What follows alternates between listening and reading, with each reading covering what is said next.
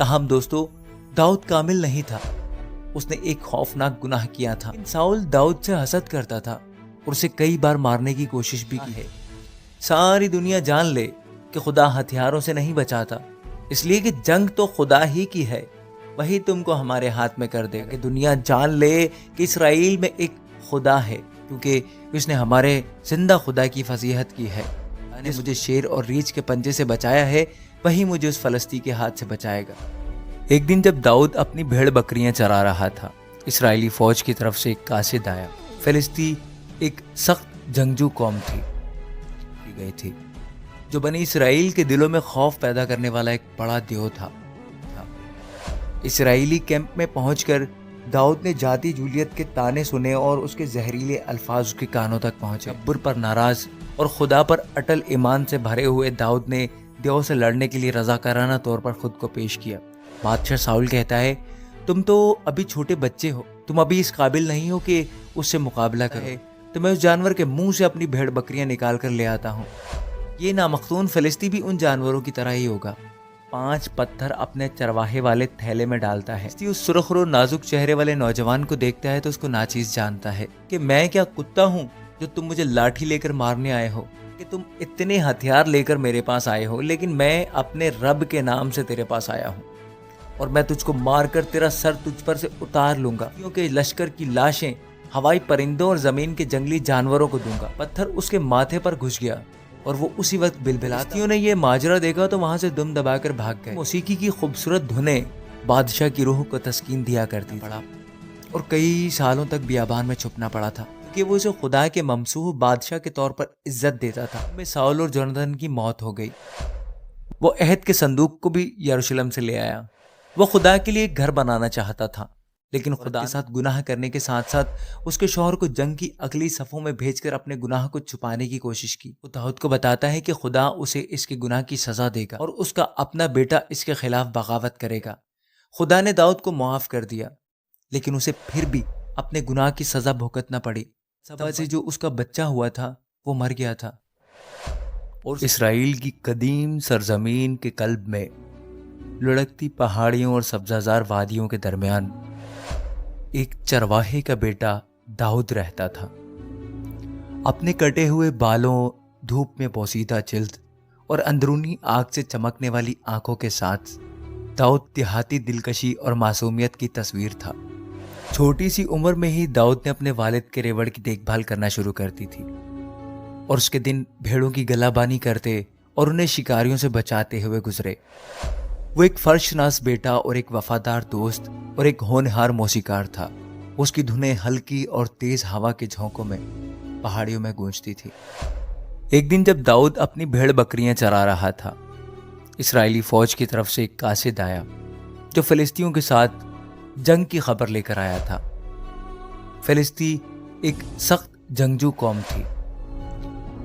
اس پیغام میں جاتی جولیت نام ایک خوفناک فلسطی پہلوان کے بارے میں بات کی گئی تھی جو بنی اسرائیل کے دلوں میں خوف پیدا کرنے والا ایک بڑا دیو تھا. داؤد کے بھائی اسرائیلی فوج میں شامل تھے اور ان کے والد نے داؤد کو سامان پہنچانے اور ان کی خیریت جاننے کے لیے بھیجا تھا. اسرائیلی کیمپ میں پہنچ کر داؤد نے جاتی جولیت کے تانے سنے اور اس کے زہریلے الفاظ اس کے کانوں تک پہنچے، جس میں کسی بھی اسرائیلی جنگجو کو لڑائی میں اس کا سامنا کرنے کا چیلنج دیا گیا تھا اور بعد میں اسی چیلنج کا نتیجہ جنگ کی قسمت کا فیصلہ کرے گا. جاتی جولیت کے تکبر پر ناراض اور خدا پر اٹل ایمان سے بھرے ہوئے داؤد نے دیو سے لڑنے کے لیے رضاکارانہ طور پر خود کو پیش کیا. داؤد نے یہ سب باتیں سننے کے بعد ساؤل بادشاہ سے ان باتوں کا ذکر کیا. داؤد ساؤل سے کہتا ہے، اس سے ڈرنے کی کوئی ضرورت نہیں ہے، میں تیرا خادم خود جا کر اس سے لڑوں گا. بادشاہ ساؤل کہتا ہے، تم تو ابھی چھوٹے بچے ہو اور وہ تو بچپن سے جنگی آدمی ہے، تم ابھی اس قابل نہیں ہو کہ اس سے مقابلہ کرو. لیکن داؤد کہتا ہے کہ میں جب اپنے باپ کی بھیڑ بکریاں چراتا ہوں نا، تب اگر کوئی جانور ہماری بھیڑ بکریوں کو لے جاتا ہے تو میں اس جانور کے منہ سے اپنی بھیڑ بکریاں نکال کر لے آتا ہوں اور اس جانور کو نوچ ڈالتا ہوں. اس کے علاوہ داؤد یہ بھی کہتا ہے کہ تیرے خادم نے ریچھ اور شیر کو جان سے مار ڈالا. یہ نامختون فلسطی بھی ان جانوروں کی طرح ہی ہوگا. کیونکہ اس نے ہمارے زندہ خدا کی فضیحت کی ہے۔ جس خدا نے مجھے شیر اور ریچھ کے پنجے سے بچایا ہے وہی مجھے اس فلسطی کے ہاتھ سے بچائے گا۔ بادشاہ ساؤل شروع میں ہچکچاہٹ کا شکار ہوتا ہے، لیکن آخرکار داؤد کی ہمت اور اعتماد سے متاثر ہو کر اس فلسطی سے لڑنے کی اجازت دے دیتا ہے۔ داؤد اپنی لاٹھی لیتا ہے اور 5 پتھر اپنے چرواہے والے تھیلے میں ڈالتا ہے اور فلاخن یعنی غلیل اپنے ہاتھ میں لیتا ہے اور فلسطی کے پاس چلا جاتا ہے۔ جب فلسطی اس سرخ رو نازک چہرے والے نوجوان کو دیکھتا ہے تو اس کو ناچیز جانتا ہے۔ اس کے بعد فلسطی اپنے دیوتاؤں کا نام لے کر داؤد پر لعنت کرتا ہے اور کہتا ہے کہ میں کیا کتا ہوں جو تم مجھے لاٹھی لے کر مارنے آئے ہو؟ ادھر میرے پاس آؤ، میں تمہارا گوشت پرندوں اور جنگلی درندوں کو کھلاؤں گا۔ داؤد فلسطی کو جواب دیتا ہے کہ تم اتنے ہتھیار لے کر میرے پاس آئے ہو، لیکن میں اپنے رب کے نام سے تیرے پاس آیا ہوں، اور آج ہی کے دن خداوند تجھ کو میرے ہاتھ میں کر دے گا اور میں تجھ کو مار کر تیرا سر تجھ پر سے اتار لوں گا، اور میں آج کے دن فلسطیوں کے لشکر کی لاشیں ہوائی پرندوں اور زمین کے جنگلی جانوروں کو دوں گا، تاکہ دنیا جان لے کہ اسرائیل میں ایک خدا ہے۔ ساری دنیا جان لے کہ خدا ہتھیاروں سے نہیں بچاتا، اس لیے کہ جنگ تو خدا ہی کی ہے، وہی تم کو ہمارے ہاتھ میں کر دے گا۔ اتنے میں جیسے ہی وہ آگے بڑھے اور داؤد نے اپنے تھیلے میں سے پتھر نکالا اور اس میں غلیل رکھ کر اس دیو کے ماتھے پر پتھر مارا، پتھر اس کے ماتھے پر گھس گیا اور وہ اسی وقت بلبلاتا ہوا منہ کے بل زمین پر گر گیا۔ اتنے میں داؤد اس فلسطی کے اوپر چڑھ کر کھڑا ہو گیا اور اسی کی تلوار نکال کر اس کا سر قلم کر دیا۔ جب فلسطینیوں نے یہ ماجرا دیکھا تو وہاں سے دم دبا کر بھاگ گئے۔ داؤد کی بہادری اور خدا پر ایمان نے داؤد کو شکست سے بچا لیا تھا۔ اس دن کے بعد داؤد کی زندگی نے ایک غیر معمولی موڑ لیا۔ وہ بادشاہ ساؤل کا ایک قابل اعتماد مشیر بن گیا۔ اس کی موسیقی کی خوبصورت دھنیں بادشاہ کی روح کو تسکین دیا کرتی تھی۔ داؤد ساؤل بادشاہ کے بیٹے جوناتن کا بھی وفادار دوست تھا، لیکن ساؤل داؤد سے حسد کرتا تھا اور اسے کئی بار مارنے کی کوشش بھی کی تھی۔ دوستو، جوناتن کی داؤد سے ایسی دوستی تھی کہ ایک موقع پر جب داؤد کو جان کا خطرہ تھا تو جوناتن نے داؤد کو بھاگنے میں بھی مدد کی تھی۔ داؤد کو ساؤل سے بھاگنا پڑا اور کئی سالوں تک بیابان میں چھپنا پڑا تھا۔ وہاں اس نے آدمیوں کا ایک گروہ جمع کیا جو اس کے پیچھے چل پڑے۔ اس کی ساؤل کے ساتھ کچھ ملاقاتیں بھی ہوئیں، لیکن اس نے اسے نقصان نہیں پہنچایا کیونکہ وہ اسے خدا کے ممسوح بادشاہ کے طور پر عزت دیتا تھا۔ یہاں تک کہ داؤد کو 2 بار ساؤل کو مارنے کا موقع ملا، لیکن داؤد نے ساؤل کی جان نہیں لی۔ اس نے ساؤل پر رحم اور مہربانی کا مظاہرہ کیا اور امید ظاہر کی کہ ساؤل اس کا پیچھا کرنا چھوڑ دے گا۔ اس کے بعد فلسطینیوں کے ساتھ جنگ میں ساؤل اور جوناتن کی موت ہو گئی۔ ان کی موت کے بعد داؤد بادشاہ بن گیا اور اس نے حبرون میں 7 سال حکومت کی اور پھر وہ تمام اسرائیل کا بادشاہ بن گیا۔ اس نے یروشلم کو یبوسیوں سے فتح دلائی اور اسے اپنا دارالحکومت بنایا۔ وہ عہد کے صندوق کو بھی یروشلم سے لے آیا۔ عہد کا صندوق وہ مقدس صندوق ہے جس میں 10 احکام کی تختیاں تھیں۔ وہ خدا کے لیے ایک گھر بنانا چاہتا تھا، لیکن خدا نے اسے بتایا کہ اس کی بجائے اس کا بیٹا یہ کرے گا۔ خدا نے داؤد کے ساتھ ایک عہد بھی باندھا، یہ وعدہ کرتے ہوئے کہ اس کا خاندان ہمیشہ قائم رہے گا اور اس کی اولاد میں سے ایک مسیحا دنیا کا نجات دہندہ ہوگا۔ داؤد ایک عظیم جنگجو اور عقل مند حکمران تھا۔ اس نے اپنی سلطنت کو وسعت دی اور دوسری قوموں کے ساتھ اتحاد کیا۔ اس نے بہت سے زبور بھی لکھے جو خدا کی حمد، عبادت اور دعا کے گیت ہیں۔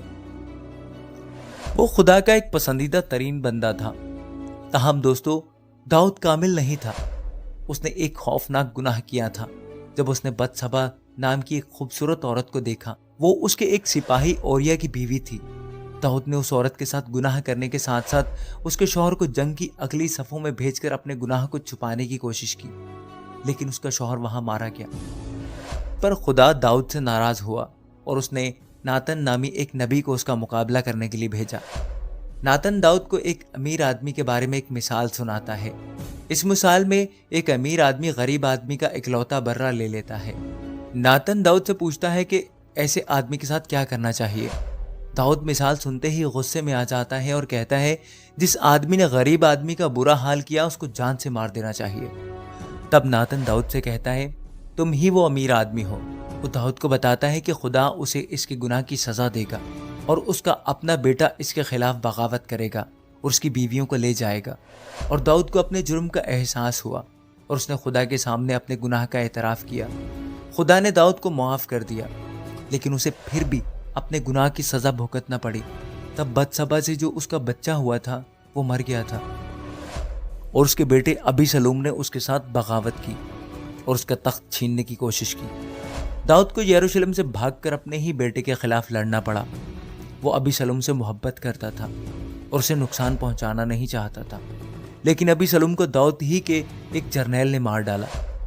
داؤد اپنے بیٹے کی موت پر ماتم کرتا ہے اور کہتا ہے کاش میں تیری خاطر مر جاتا۔ داؤد یروشلم واپس آیا اور اس وقت تک حکومت کرتا رہا جب تک کہ وہ بوڑھا اور کمزور نہ ہو گیا۔ بتسبا کے پاس اس کا ایک اور بیٹا تھا، اس کا نام سلیمان تھا۔ داؤد نے سلیمان کو اپنا جانشین مقرر کیا۔ اس نے اسے کچھ نصیحتیں اور ہدایات دی اور پھر وہ مر گیا اور شہر داؤد میں دفن ہوا۔ اسے اسرائیل کے سب سے بڑے بادشاہ کے طور پر یاد کیا جاتا ہے، اور اس سے بھی بڑی بات یہ ہے کہ داؤد کو خداوند یسوع المسیح کے نسب نامے میں بھی یاد کیا جاتا ہے۔ تو دوستو یہ تھی داؤد کی کہانی۔ میں امید کرتا ہوں کہ آپ کو ضرور پسند آئی ہوگی۔ خداوند ہم سب کے ساتھ ہو اور ہم سب کو اپنے حکموں پر چلنے کی توفیق عطا فرمائے۔ آمین۔